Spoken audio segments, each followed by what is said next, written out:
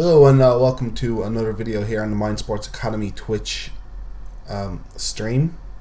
I'm David Murphy, and today we will be bringing you Mardu Midrange, a deck I've been having success with the last week or two on stream.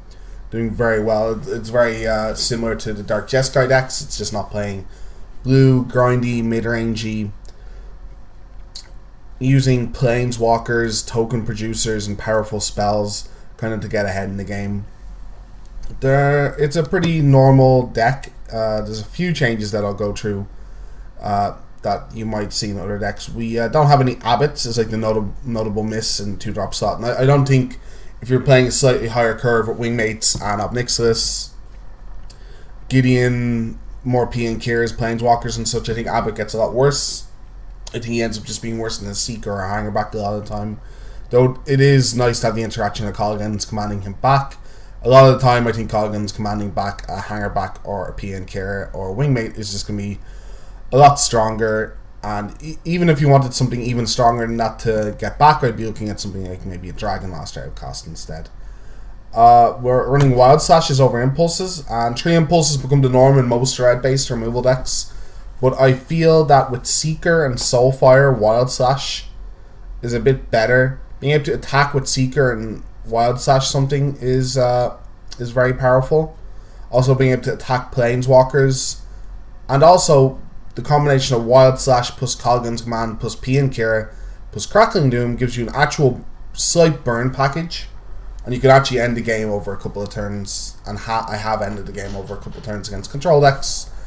Notably also against control decks, Wild Slash can stay in. It kills Jace while still, useful to go at the head later. While Impulse is this awkward spot where you have to keep some amount of them in because they have Jace. You gotta respect that. And it's just so bad when they don't have Jace, or they have flipped their Jace already. Of note, a lot of people are not running Mantis Riders in their Jeskai Black decks anymore.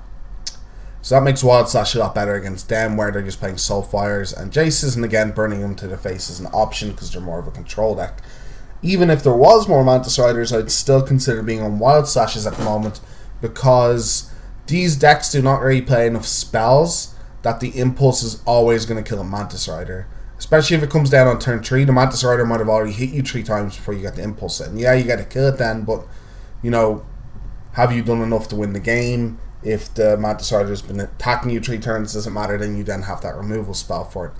Though, as you will see, this does have a pretty positive matchup against Jeskai Black Control, where it doesn't against Jeskai Mantis Rider decks, and if they became more popular, I might steer away from this deck, but at the moment, the Mantis Rider list deck is more popular.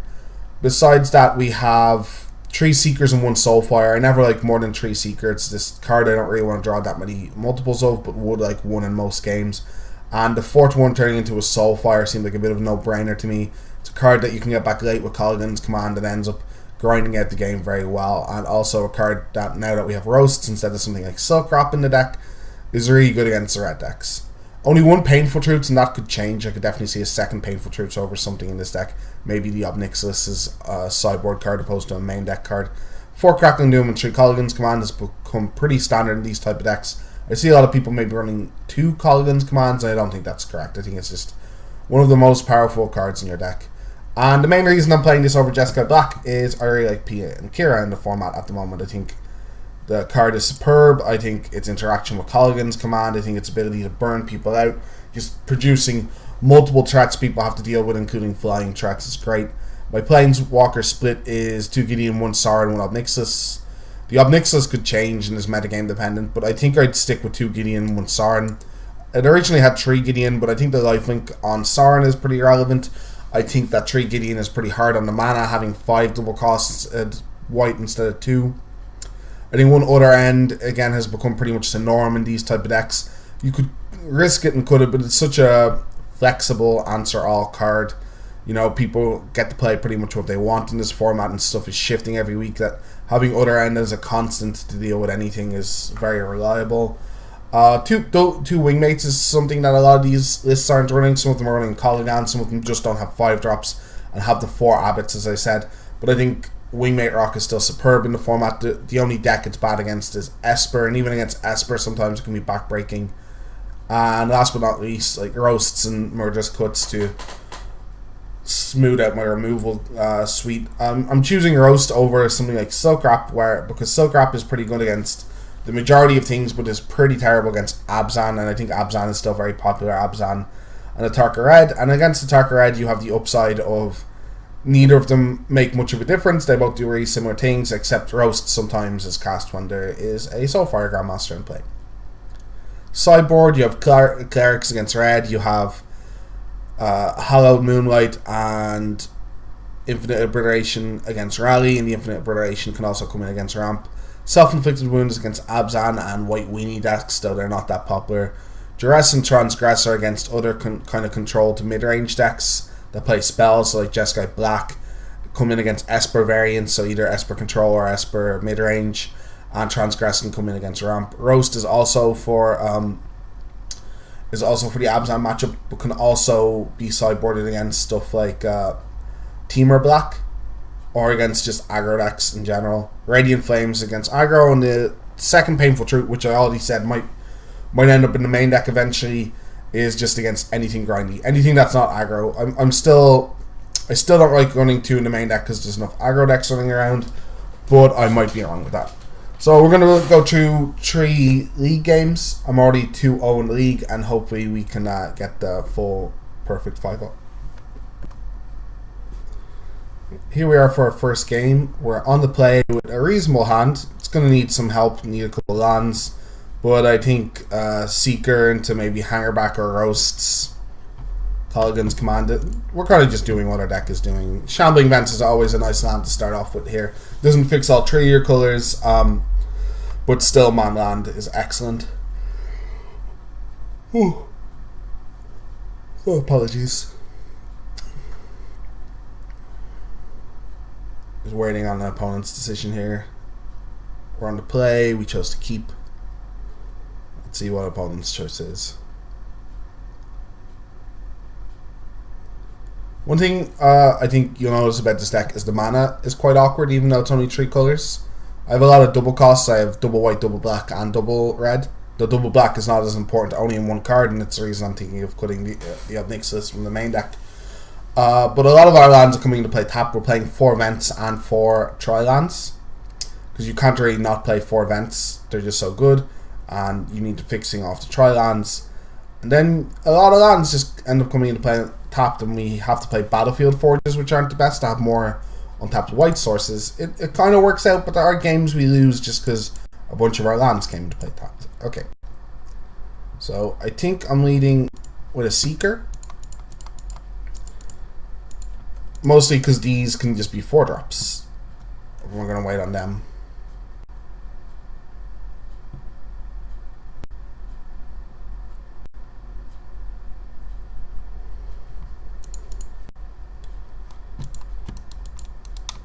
We might Colligan's Command this. This is probably Abzan we're playing against.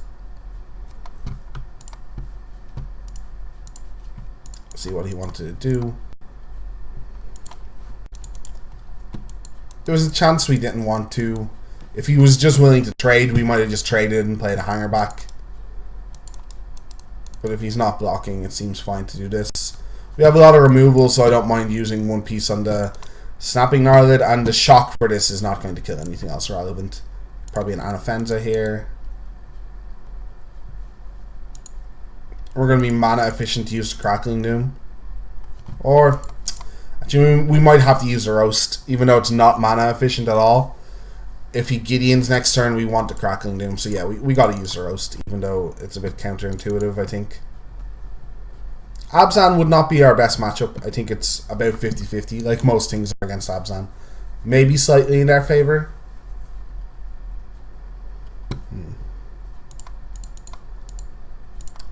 Rather not have to use Crackling Doom here, but we want to put him under pressure. He's missed a land drop. If he Rhinos us next turn, it's really unfortunate. He needs untapped land to do that, but he has 2 basics, so he's not unlikely to get an untapped land here. Need more red mana. Another removal spell will probably seal it for us. But even if he doesn't, even if we don't get that, we have some game for a while here. As I say that, he plays an offensive, that shuts us down.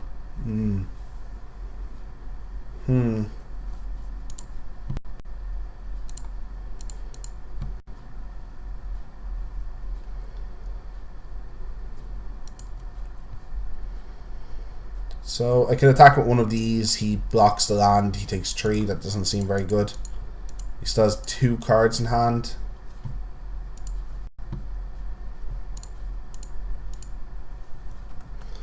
And offense is going to stop our hanger backs from doing anything relevant. I would have been tempted just to attack into the Warden with the Seeker and see if he blocks, but I think he's auto-blocking every time there. Okay, that's not the worst, just a straight up removal spell for our guy. Okay, we got a bit lucky here. They're the other end. Gotta put him to 2 and have 3 lethal attackers next turn. Okay. Got a bit lucky, drew removal before he could draw a 4th land.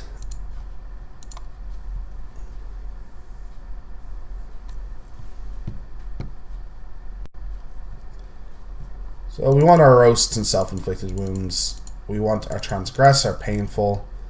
That's it. We take out our 1-drops. Even though he has snapping gnarled, I don't think I want wild slashes. Though we will see. Seeker is pretty decent because of the life gain, though I might trim on 1. I think everything else is pretty irrelevant. I could take out, I think a command for a slash is fine. 1 slash just to deal, 1 to combo with this. I always like having that option in the deck. But it deals with Warden sometimes if he has tap lands. It deals with Warden sometimes if he has tap lands. It deals with the Snapping Gnarled. It deals with a Den Protector. And I think 1 over Colligan's command to sometimes be a bit more mana efficient. Where Colligan's command, when he's just running big dorks all the time, can sometimes do nothing in the game. They have a healthy hand size. They don't do much they don't play much to get killed by it. And the card doesn't do much. A lot of the removes from the game, and Anafenza keeps your stuff removed from the game. This is a keep on the draw. If we get stuck on 2 lands, we're gonna lose, but I think it's still a fine keep. 4th land right on top. Hangerback not ideal in this matchup, and one of the reasons Hangerback kind of fell out of favor for a while between Anafenza and Abzan Charm, just not that great. And perfect. So what we get to do next turn, and one of the reasons I kept this guy in, was we get to wild slash this after attacks, and then we get to self-inflicted wound his Anafenza.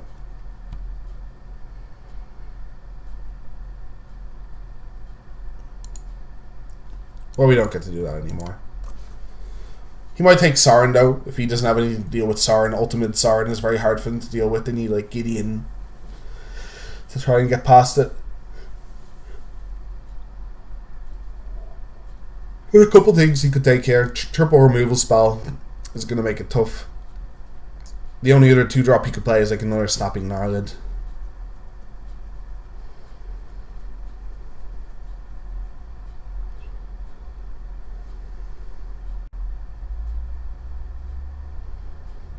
It's the wound.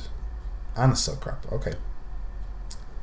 It's pretty okay with me. I still get to make my hanger back.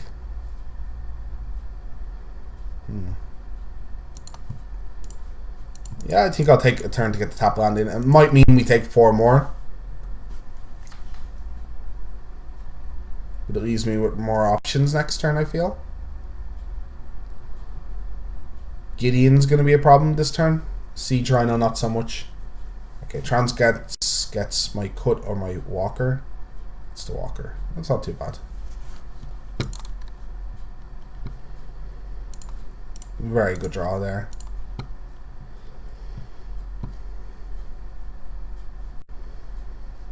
Could have had Jamoka's command there.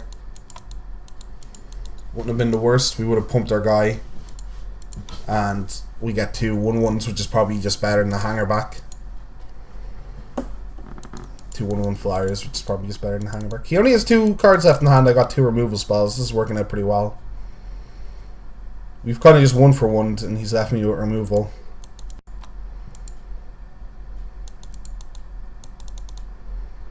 And now he doesn't have a land, so he has 2 action spells in hand. And now he's leaving a creature that can be just blocked and traded with. Okay, he's gonna Murderous Clip. That is perfectly fine.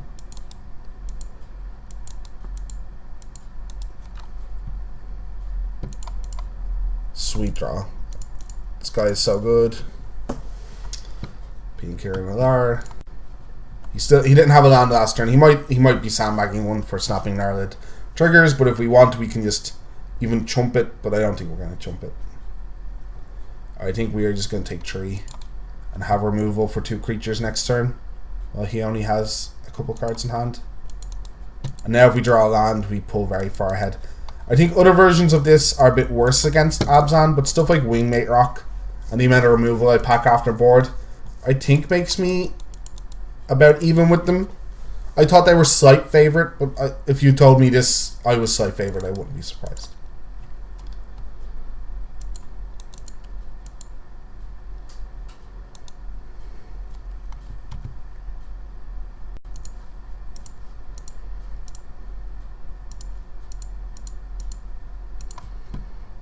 And it doesn't matter which one of these I take, because Hangerback can get taken back by a Colligan's command, nothing else can. He hasn't drawn any of the marquee cards for the matchup, so no Gideon, no Rhino, so he is a bit unfortunate. And while I just keep drawing bombs, he's getting a bit flooded.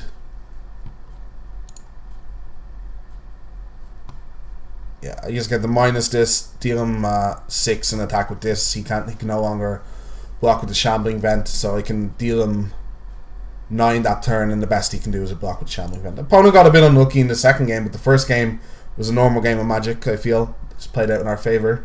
I drew a lot of removal. I got a bit... Oh no, he also got screwed in game 1. So that wasn't a great representation of the matchup. Though game 1, even though he was screwed and he didn't get to play probably a Rhino, which was in his hand, I take was in his hand the way it was being played out, or a Gideon. He did play everything but 2 cards in his hand, and he had a threat every turn.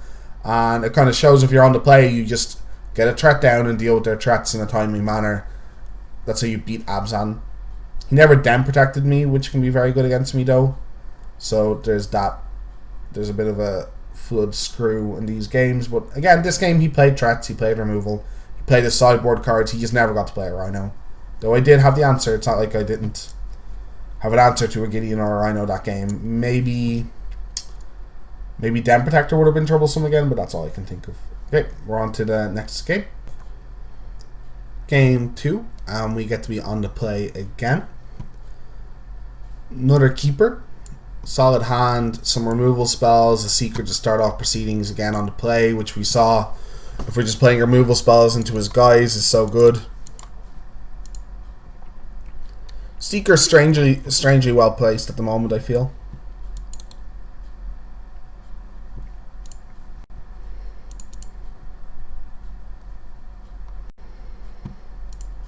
Get red.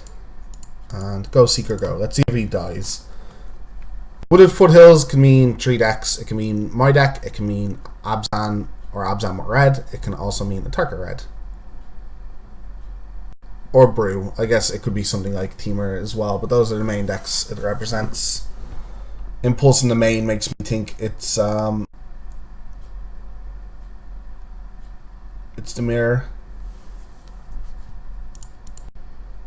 So we got a decision on whether we want to use the Colligan's command now to kill this and make him discard. I feel, though it's not mana efficient again, it's better to slash, because if this is the mirror match, which it might look like here, it could also be Naya Prowess. I feel like getting back a P and Kira, if I get a chance, is a lot better. But we'll see. Any untapped land next turn, or any dual land, or whatever you want to call them, the battle lands, will let me play a P and Kira. Okay, so probably the aggressive part of the mirror.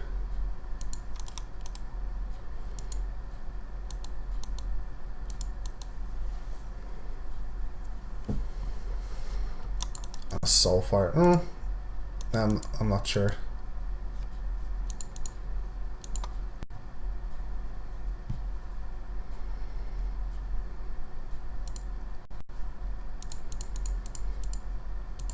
Now, less likely to be able to play P and Kira next turn, but I want to be able to play that Crackling Doom, and this Colligan's Command is still going to be very good. He's running a bit low on cards. Missing a land drop, obviously very bad.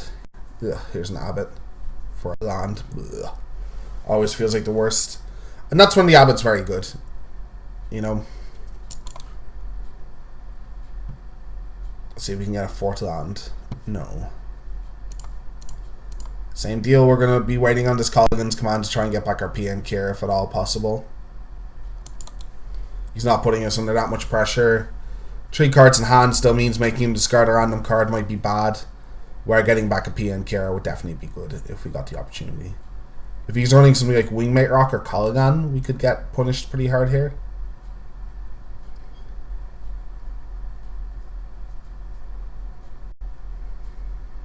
Painful Truths. Ugh. Another reason why just firing off Colligan's Command to kill a guy and make him discard mightn't be the best. But he is firmly ahead in this game, and unfortunately mana issues getting us. And our main deck has to take down our Colligan's Command. So he's like the same deck as us, except instead of top end, he just has Swift Spears, it seems. I don't like it. But you could see it punishing decks. I also just don't like Swift Spear and triple color decks. It seems unreliable to play on turn 1, but so he took our other end, which probably means he has a Planeswalker in hand. Sweet. I think if we had missed for another turn, that was probably game. Unfortunately, our mana being is going to be a bit awkward because I need to fetch a red source here, but I can't fetch for a white source at the same time. Probably no blocks here if he attacks. Opponent all the way to 11 doing damage to himself and my Crackling Doom, I guess.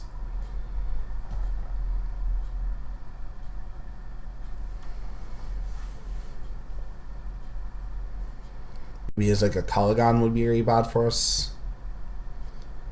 I'm not sure why. If this is his plays, I'm not sure why he wouldn't have taken a Colligan's Command. Still expecting a Planeswalker here. They can't really do anything to kill you. They're not like the green decks. Even though you're seeing a bit of green here, it's probably just for fixing. Let's see what his plan was anyway. Why he didn't take the card. Besides a white source, it's one of our better draws.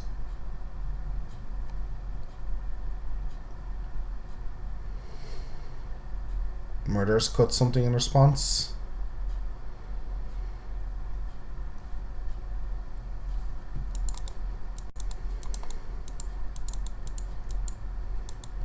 That's fine. And if we can take another spell from his hand, and why I'm not Colligan's commanding in response is, as I said all the time, I want to get back my P and Care with this Colligan's command. You know, sometimes it's important, instead of being mana efficient and to just do what seems like the best play on the turn, to kind of plan out your turn, the game, how you envision the game going down. Now, maybe I could have got punished for this, but it seems unlikely. So if I take the Crackling Doom, what I can do then is in his upkeep, I can kill a Seeker and make him discard as well. Like, I can either get back P and Kira, I can make him discard and get the Ob Nixilis, leave 2 tokens against Swift Spear, and I still have a Wingmate in hand.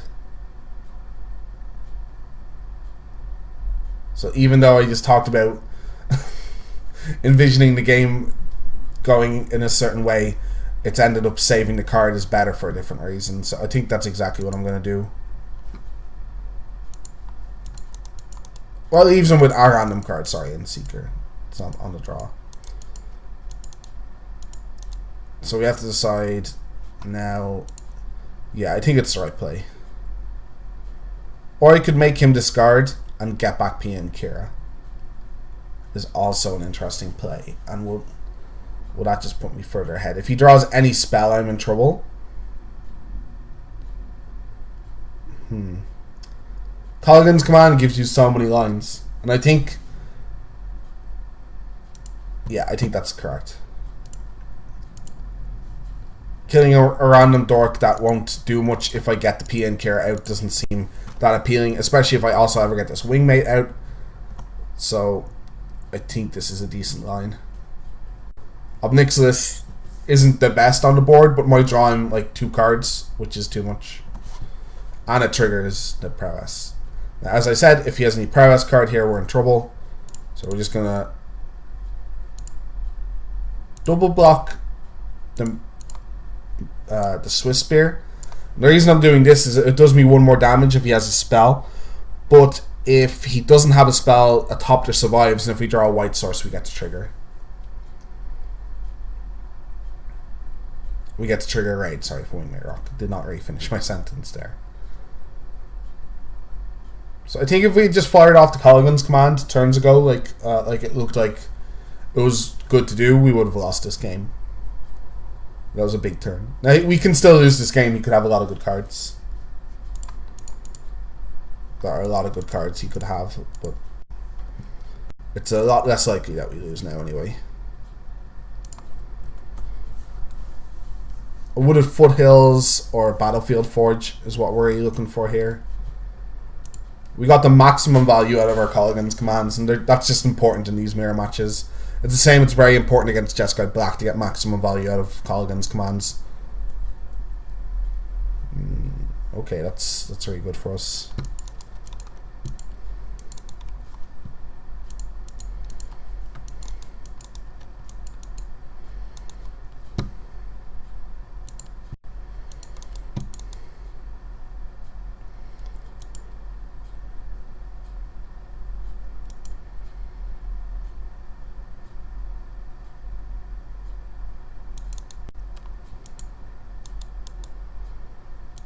One-shot heat.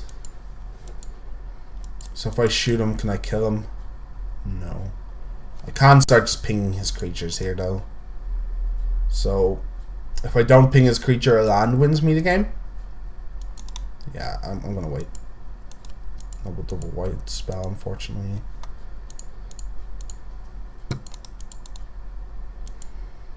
And we'll just kill the card that can gain him life.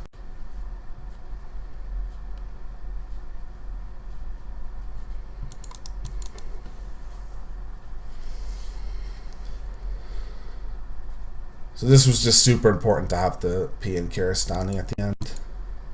That could be troublesome. If he plays a spell just now, I get to kill this, so it's not the biggest of deals. He's going to have to play a spell after this as well.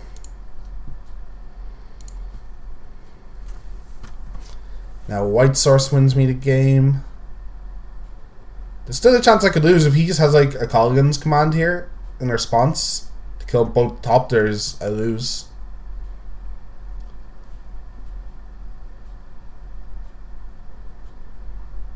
Otherwise it's a straight race.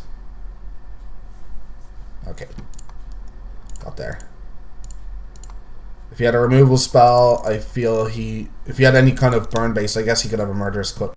But if he had a removal spell, he would have just played in response. Minus the Gideon. And we get there. Finally got the white source. We were winning on board anyway. He needed to draw a removal spell to try and get ahead.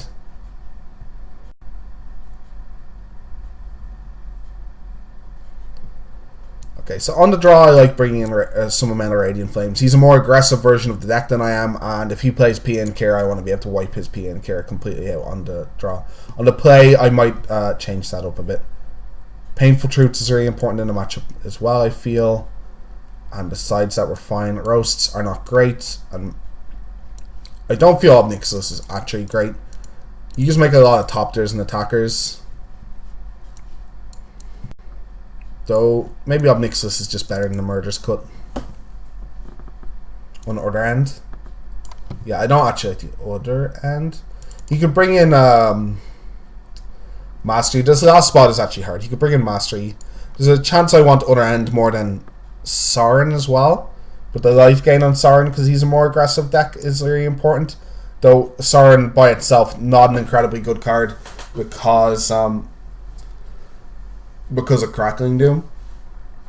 This is a weird matchup sideboard for, because against traditional aggro decks, you want to be taking out your Painful Truths, but against this, it's going to be a bit more grindy with abbots and stuff. So, a lot of mana. No creature. If I had like a creature to get back with this, he's mulliganing. I think I'll keep. If he mulligans, this Colligan's command certainly gets a lot better. Especially with him on the play. He keeps a card on top. Keeps a card on top and shuffles. Okay. So he can Swift Spear us. I am fine with that. And we can just kill this straight away if we want. That's really good. That's super good. The Hangerback is really good in the mirror. He might have some Silk Wraps in his deck, but we didn't see them yet. And a lot of people have, like me, have gone away from Silk Wraps because of Abzan. And if he doesn't have it, this Colligan's command getting that back is going to be super good throughout this game. Because he has abbots and stuff, he also might not have his own Hangerbacks.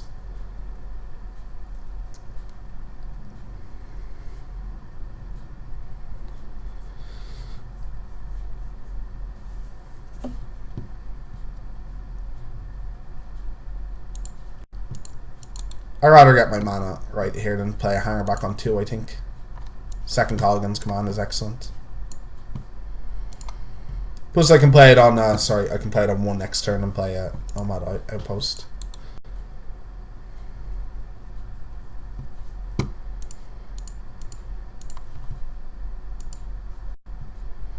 We'll kill this before it gets to bouncing back Impulse mana.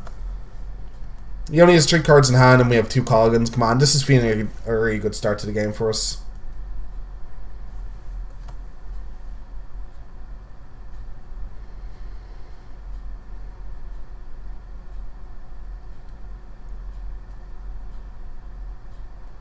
Okay, that's a lot better from him. If he just kills our Hangerback, we wouldn't actually mind. Because then we get the Colligan's command it back. And as I said, I like to get value for it. Ooh, Duress is a very good draw for him. Duress is a very, very, very good draw. Hangerback fine with Radiant Flames. 1, killing your own Hangerback is never that bad. And 2, I can get my Hangerback big enough to just avoid the Radiant Flames. At the moment, I can do my Radiant Flames from any number, 1, 2, or 3. Not for 0 yet. And of course, he takes 1 of them.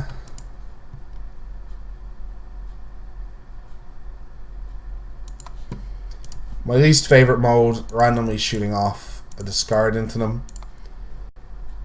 Again, it seems good because it's still 2 for 1, and it is still good, but Colligan's command can get a lot more value for that in these kind of matchups. And with the hand we kept, inevitably, if we didn't draw extremely well, we were going to get a bit flooded. Or if the game didn't work out as we wanted, so our Hangerback didn't die. We were very much hoping it got impulsed there. It would have been a good card advantage for us. Double Painful Truths. You can see why it's so good in this matchup.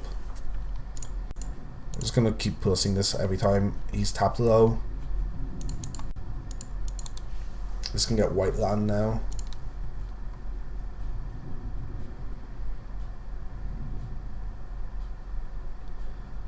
An individual big creature dies, something like P and Kira dies. He's a lot of cards up on us, but we're not in the worst position. Because Hangerback is just going to get bigger and bigger, and as I said, there's a chance he only has like an other end in his deck to deal with it. So eventually we'll have to start swinging at him. But I'll probably get it to 5 is a good number if he's on 14. With 3-turn clock. That's unfortunate. He also brought in his Radiant Flames. And a second Radiant Flames, maybe? Colligan's command. Double Radiant Flames to take out my 1 creature is not bad for me.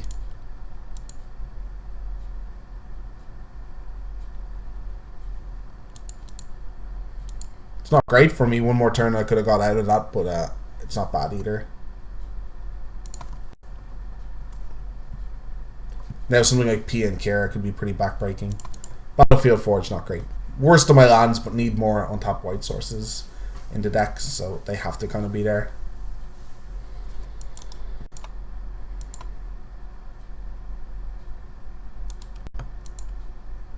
So he has to play 2 spells to save these. He knows I have the Radiant Flames.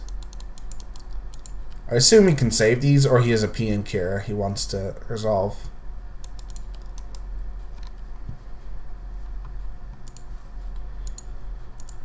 Green. Black. For some reason, it's very satisfying to use green off that. And we're going to be taking 4 for this, unfortunately. Unfortunately, but at the same time, fortunately, we'll be up cards. Ugh. So if he has a P and Cure, that was really bad for me.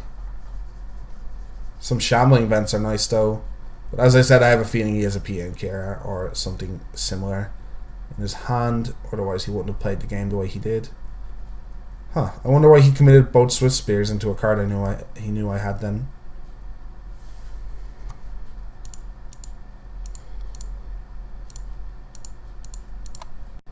Maybe he thought that's the only thing for future draws. Like, that's the only thing he could do to force the card. Otherwise, I could have just sat there and taken 1 a bunch of times. I feel this matchup is always going to be close, as kind of mirror matches are. But because he's the more aggressive tilt of the deck, I feel advantaged. Because stuff like Swift Spear you saw do nothing, where all of my cards are going to have some kind of effect on the game. He has stuff like Swift Spear that is mediocre. Like, Seeker is probably my most mediocre card and still important. And he also has Seekers as dead cards, so.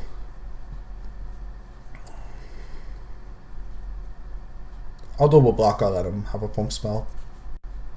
Like, he's not animating the second one, so I assume he has a removal spell here. But I'll double block and see what he does.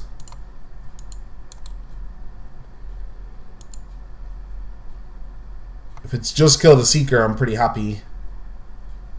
Could have a Wingmate maybe, but I doubt it's just kill the Seeker. I'm predicting something like Kraken and Doom here.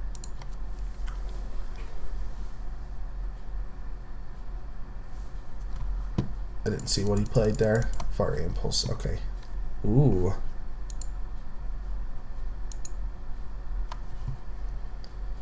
Want to start getting swings with the Shambling Vents in soon. But I can do that when I have less to do. That's what the Shambling Vents are there for. So you always have plays for 4. He hasn't shown us a way to remove things from the game yet, so this Hangerback's very good. And if he just murders cuts it, we have a Gideon we can minus. He's used 2 Radiant Flames. Some decks play up to 4 in the board, but I don't think he'd bring in 4 for the matchup. Again, especially he's the aggressive deck. Radiant Flame seems a lot worse out of his board than it does mine.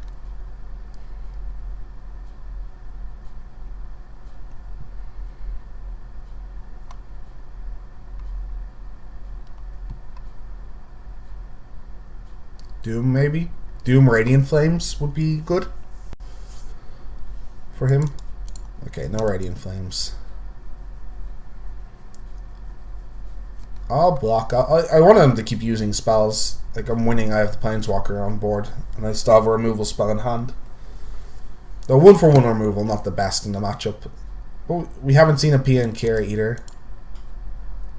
I'll just block this with all the 1/1s. Like, I don't mind killing your lands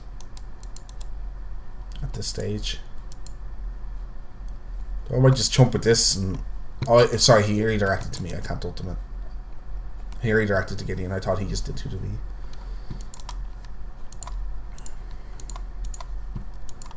Okay, now we're going to put a pretty fast clock on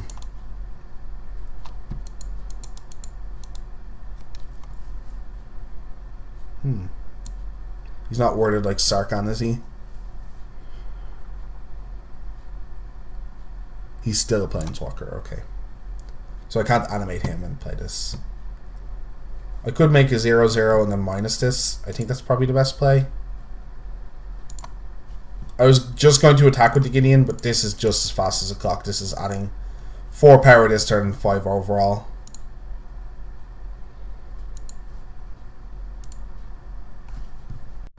One thing Moto needs to fix, when you do this, you don't know which Planeswalker you've used or not. So if the other Gideon was still on 4, I always guess the one on the right because it pushes over, but it's not exactly the most accurate way to tell what you've used and not. And when you have a lot of permanents, it's not always the one on the right. I had 2 Ugins where I needed to do 6 damage to my opponent to win, and I thought I had just won. Made that sequence of plays, and it just pushed my Ugin in a weird way, and I couldn't tell which one was which to win the game. And then my opponent won the next 2 turns. So we're at really safe life total. Removal spell in hand. Lots of Topters. You could have a Radiant Flames to try and get back into it, but then we still just have 2 Shambling Vents, so that's why this play is super safe. And yeah, the big version of the deck took down the aggro version. Pretty normal matches. You saw me saving my Colgan's command for ideal moments to plan to take back the P and Kira, and the P and Kira won us the game in game 1. So I think we played game 1 very well, where sometimes other players might have fired off that Colgan's command earlier. And I think you only ever do that if you have to. Like where he had a Soul Fire and I knew that it could get active, and I had to fire it off, which wasn't good for us, but still I think the correct play. But let's make it 3 for 3, opposite to last week. See you in a second. And we're back for game 3. We get to be on the play again, all 3 games in a row. This is a grindy hand. We hope we don't have something like Red Deck Wins where this Painful Truths is essentially dead. Though I have casted against him to try and keep control of the game. It's definitely a keep though. Against nearly anything that isn't a Tarka Red, as I've said, Painful Truths is excellent. So we'll see. Might be the mirror. Could be a Tarka Red. Could be black red. Okay, this seems like the mirror then. But same Meyer Jurass. It could also be a variant of Dark Jeskai. But he gets to take our Painful Truths here, which is ironically very painful.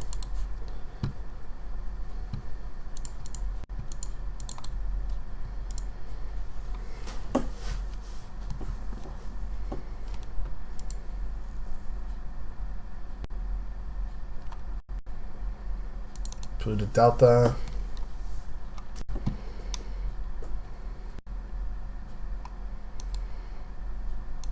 Might also be a control deck. Might be Esper Control or Esper Dragons. Could be Esper Midrange. So many openings mean so many different things in this format. It reminds me of almost of Legacy at this stage.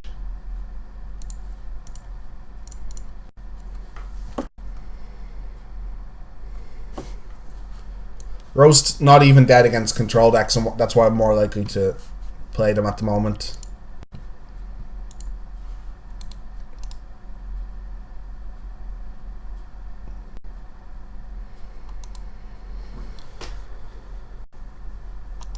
Yeah, this seems like Esper Control. We'll see in his next couple plays. And if it is, we've kept a slow hand that now can't draw cards because of his duress. It seems unlikely to be able to win. There's a chance I should just be wingmate rocking here. But that plays into an Ujitai's command. And I should not F6 in case he has an Ujitai's command. We need to remove that Jace from the game if he does. Our sideboard is fine for this matchup, but I don't think our game 1 is that well off. Oh, it might be Jeskai Black. That'd be interesting if he just didn't have the lands all game.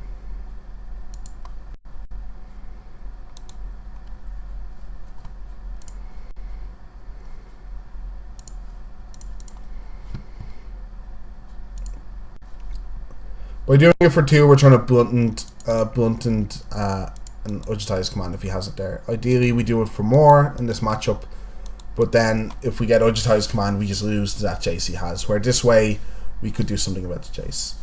Hammerback, extremely good against Jeskai Black if they don't have Mantis Riders. Because with Mantis Riders, they can ignore him to some extent. And they can block his tokens if he gets smashed open. But when they don't have it, he's just this guy that's always a 2-for-1 and grows bigger than their removal sometimes. They can only other end to remove from the game.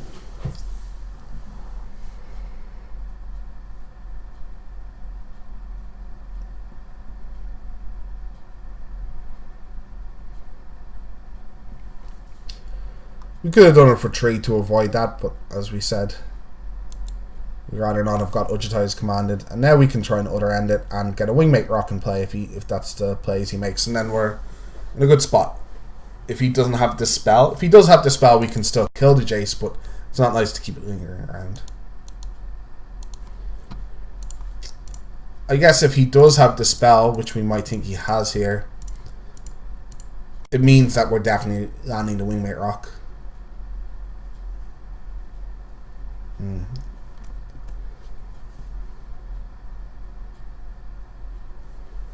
So punished for not going for a bigger hanger back. I guess there's a chance we should have, because he would have had to draw at that turn, because on my end step he would have just got back his Jace otherwise. And I don't feel like just attacking with a Shambling Vents into an Impulse. Sounds a lot better against Jeskai Black than it is against Esper Control anyway, where my spells actually have relevant texts.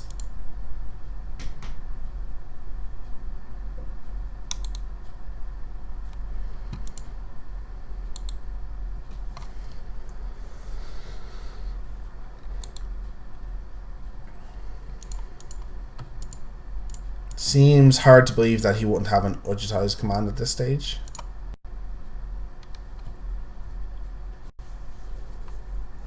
Wow, okay. It was hard to believe, but he didn't have it. I guess this version has cut down to a lot less of them. This version only has 2 of them.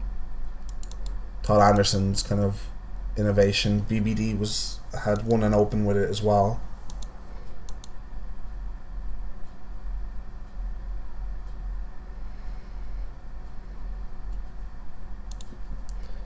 Yeah, we still have 2 hard removal spells, 2 efficient removal spells, and a Wingmate you can't touch with this, so we are absolutely fine with that. If you had an Udgitized command, 100% it was hitting the PN Kira, which he's going to have trouble dealing with. Though he could Colligan's command it.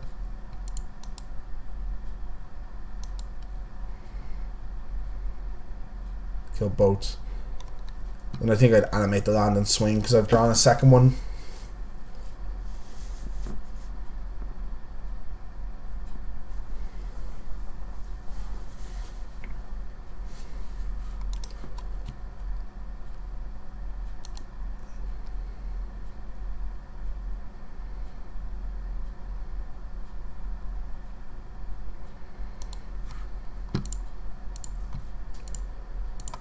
Black 1.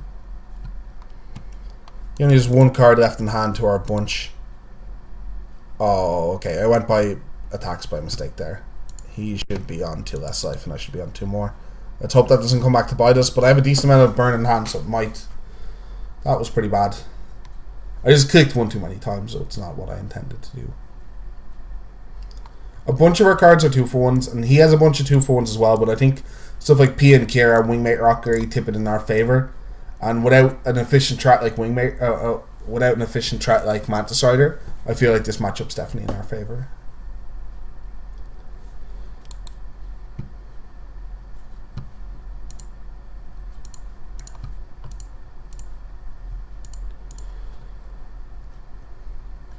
And I can't Wingmate Rock this turn, so I'm just going to do this. I'm just going to jam both the lands. Yeah, this looks like the 2 miss damage might end up being relevant. Let's hope it doesn't lose us the game.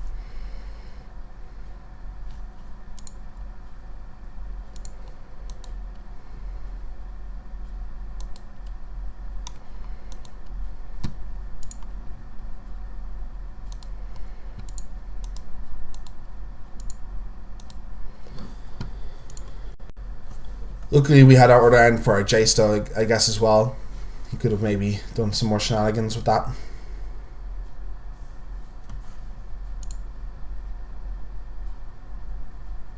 And we're straight away just going to go for this PN Kira. No messing around. Let's just get this into our hand. Let's get him discarding his last card, which was a Colligan's command. Why did he F6? It's so bad. I guess he didn't have anything to get back, but he could have just dealt us 2 damage and made us discard. I guess not super relevant for the game, but you should never F6 if you have Colligan's commands. There's so many opportunities for that card to be used really well. Might as well keep up red. Though, There's also an argument for keeping up black because things like Tazagar. Treasure Cruise is one of the better draws in his deck.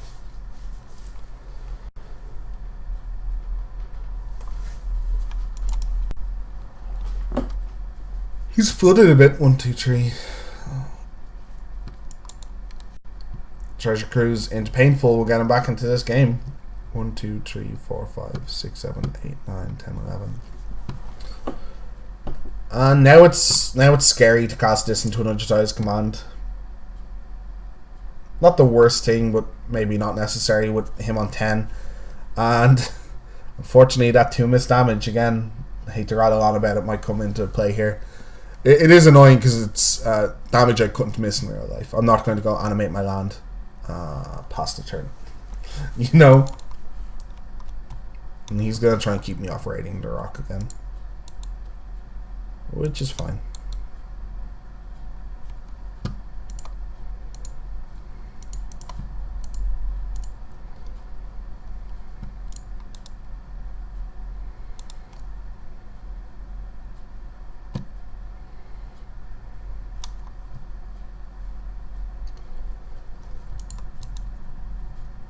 I'll let it die. I could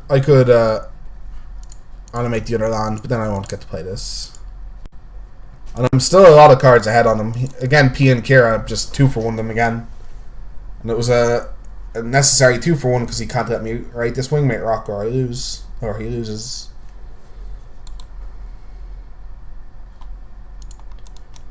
Let's go to combat. If he kills it before combat, we can animate our land.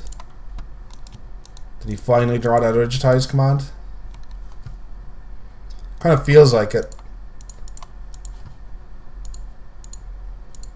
If he did, he has no creature to get back, so it's not the biggest deal. If he had a Jace to get back, this would be slightly annoying, because we then have to Wild Slash to Jace. But yeah, he finally drew his Digitized command. And he should be on 6 and pretty much dead, but he is not.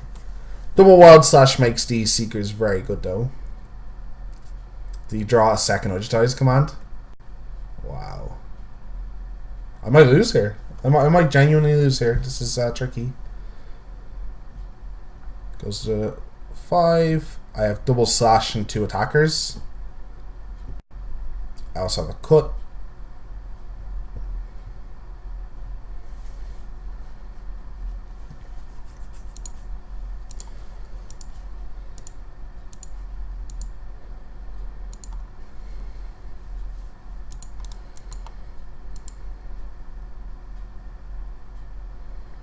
He's gonna have to kill both of these. He can. He has a million cards in hand. And okay, he can't do anything with that mana as far as I know. So we do this. 1, 2, 3, 4, 5. And then we have the double shoot, and if he has the spell, he can stop it. Let's see if he goes to blocks. Let's see if he remembers my hand. Yeah, that's fine. And then we don't have to waste our Wild Slashes. Still on card parity with him. Still on card parity, and if we hadn't missed that 2 damage, we'd win. But he doesn't have a removal spell. We win. That was close. That Treasure Cruise into Painful Treatment to kill my board. Again, it shouldn't have been because I accidentally missed an attack, but that was close. We bring in Duresses. We bring in a Painful Truths and a Transgress the Mind is what I usually do here. Transgress can get Painful, Tazagar, and like Treasure Cruises and stuff. Where cards I do not like. Not a big fan of Sauron here. As you can see, he's not attacking our life total that much, so giving a Planeswalker that's very easy to attack is not great. Not the biggest fan of actual Seeker of the Ways here. As fine as they look there, again, 1 for 1s. Where at least Soulfire can do something. Oh, sorry, I need to keep some Seekers because I need to take out Roasts. And I think everything else is better than Roast. And there's nothing better than Seeker to bring in.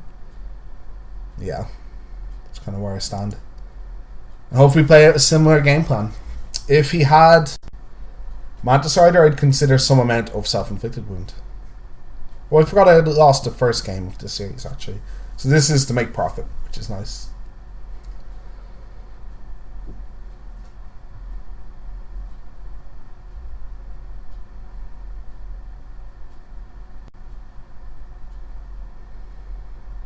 Hand's fine. Mana isn't its best. You're not starting with a tap land.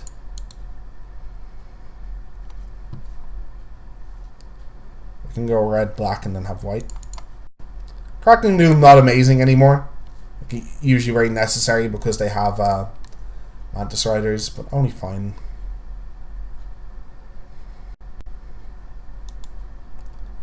Jace would be annoying. And this is the matchup where the Silk Wraps, the roasts I put in instead of Silk Wraps, could be a big problem. Like, if you're just removing their early threats, their Ojutai's commands, their Colligan's commands not doing as much.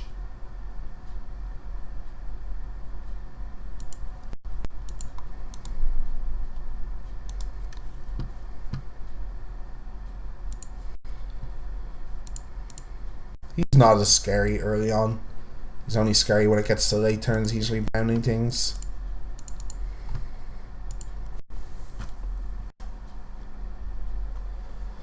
That Shamming Vents pretty much gives us perfect mana, which is nice. Attacks for 2, I take 2.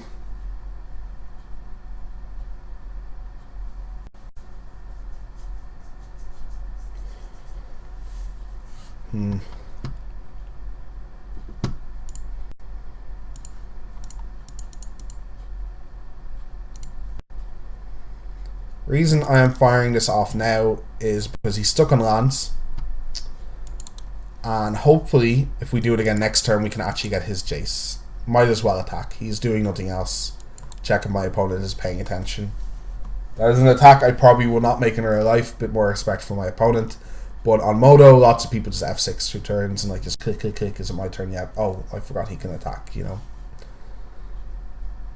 That does mean he has 7 action cards in hand though. And their entire deck is pretty cheap. So this might be difficult. Especially if he plays another creature here, so I can't kill his Jace with the second Crackling Doom.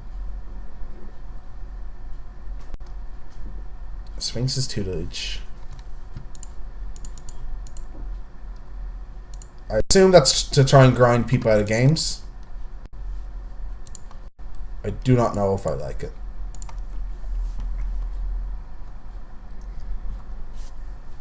He's going to draw a lot of cards. Maybe it is very good. I know against control decks it's probably very good. Get to my Gideon. Let's see if he has some Radiant Flames in his deck. Huh. This will be interesting. Interesting game from this point. He's going to need Radiant Flames.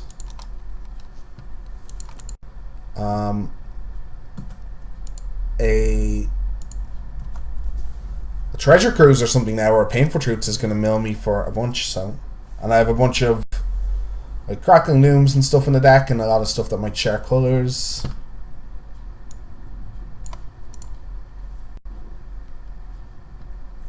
Wow, he's going full hog on this strategy. Magnetic Insights, interesting. Interesting stuff. So let's see if I can race him. Nice thing about trying to race him here is the PN Kira makes it a bit easier. Because the PN Kira allows me to throw stuff in my upkeep before I draw. So I'm actually going to put a stop here so I don't remember, so I don't forget later. Not a bad draw by us. We get to do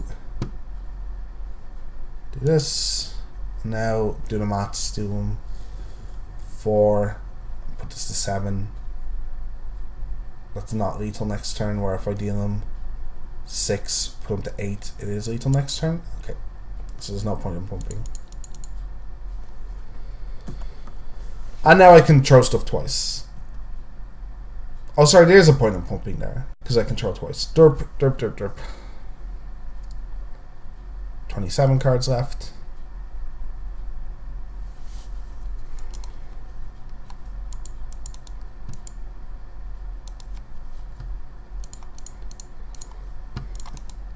But this is important because now doing it this way is actually better, because now I put him on 2 and I can just pass the turn. And this means I can kill him at any time. It means he has to Ujitai his command in response to things. Or he has to like Radiant Flames with Ujitai his command. Or he has to basically be able to gain life twice. Which is not going to happen. I'm just going to attack him. He's going to die. There's no need to do anything in the meantime. His Sphinx's tutelage strategy didn't exactly work out. Even if he had had the extra tutelage there and got me for another bunch of damage, the fact that these cards weren't interacting with my board, that sideboard strategy is pretty good against a control deck, but I think pretty bad against a grindy deck like us. Maybe it's good in the mirror match as well, but then you're giving them cards like Jace in their graveyard to get back, so I don't know. I'll have a quick look at the list. We went 3-0 there, 4-1 in that daily overall. I can't remember what I lost to in the first matchup. I think I beat Red in the second. I mean, it's some interesting games there. We saw an interesting sideboard plan by my opponent. Unfortunately, all the games went 2-0, so this is not going to be the longest of videos. I like the configuration of the deck. I keep trying to mess with it. I don't know what I change in the end. Every time I take out Obnixilis, I feel like I need another big game card. Other end than Obnixilis are the cards that could be considered cutting. I think everything else is pretty cement. If you thought there was no Abzan in your metagame, if you thought Abzan was gone, then Silk Wraps are better than Roasts. Is the only change I would make, I think. I really like the Wild Slashes over the Impulses. I didn't think I'd like it at first. It was someone else's list. But then I tried it out, and then when I came to making my own changes in the list, I found out I really liked the Wild Slashes. They really didn't make that much of a difference. Like, I never really felt like I needed to really do 3 damage. Warden and Manticider are the only times that came up, and both of those times you're not killing those creatures on the efficient curve. It's not like on turn 2, if he has a Warden, I'm getting to impulse it. I have to play 2 spells before I do that. So it's very hard to do. In the late game, yes, you can do that, but in the late game, hopefully you have better cards to deal with it, I guess, or you're not letting them to get to that point. Late game, the impulse is probably better than the slash, but still then I have interactions with it. I could take out another Seeker and put in another Soulfire and have a 2-2 cut. I could definitely see that with the 2 Roasts in the main deck. So that is probably something I might give a try next. And there could be some tweaks to the sideboard, though I have been pretty happy with how it performed. And I would give this a run. The mana base is unstable. Mana base is a bit unstable, and I'm not sure how to fix that. Those Battlefield Forges are needed for your untapped white sources for Gideon and Wingmate Rock, and they're kind of in the way otherwise. But as you saw, it went fine. I had 3 tap lands in certain hands, and you're still able to, go turn 1 tap land, untap Duress or Wild Slash, turn 2 tap land, turn 3 another tap land, 2-drop, and then once you're hitting your 4-drops, it doesn't matter if your 3s are on curve, they're just removal spells and Painful Truths. But as long as you're hitting your 2s and your 4s, you're usually fine on curve. And that's kind of what your mana base allows you to do. So I'd really recommend this deck. Also, you guys can't see, it has 4 Wooded Foothills. Sorry, it's cut off at the bottom a bit here. 4 Wooded Foothills. I would give this deck a try. Really recommend it. Bring it to your FNM, bring it to GPT. I've been running rampant with it online. I think I've done 6 or 7 leagues and I haven't gone worse than 4-1 in any of them. I did the R&D challenge and I went 3-2, and the only 2 losses I took were to Abzan and the Mirror in the final 2 rounds. And in neither of the games did I hit my third. In any of the 4 games, I didn't hit my 4th or 3rd land drop in time. So sorry, 3rd or 4th land drop in time. So in 4 out of 4 games, I kept like 2 or 3 landers and never saw additional lands. Not never, or saw them way too late. Like saw them 2 or 3 turns after missing the mana. And that is one problem. 25 lands in this deck is probably on the nose. 24 is too few. 26 is slightly too many because you only have 1 Painful Truth and then you're cutting into your spells. So 25 is this awkward number where sometimes you won't hit your 4th land drop on time, and this deck can't really afford not to hit its first 4 land drops. Again, that's something I think that's really hard to fix. I don't want to jam at 26 land. That seems like slightly too many, and we don't have as many. It's not like the Esper Midrange deck that played 26 that was similar to this, where you have a bunch of mana sinks. Like you only have efficient spells. Like Colgan's Command is a bit of a mana sink. Painful Truth is a bit of a mana sink, but they're not really. They're just kind of efficient mid-game spells. But hopefully next week, another deck, another video. We'll see what we have going there. We will see exactly what's going on. But until then, guys, very Merry Christmas, Happy Holidays, and we will see you next time.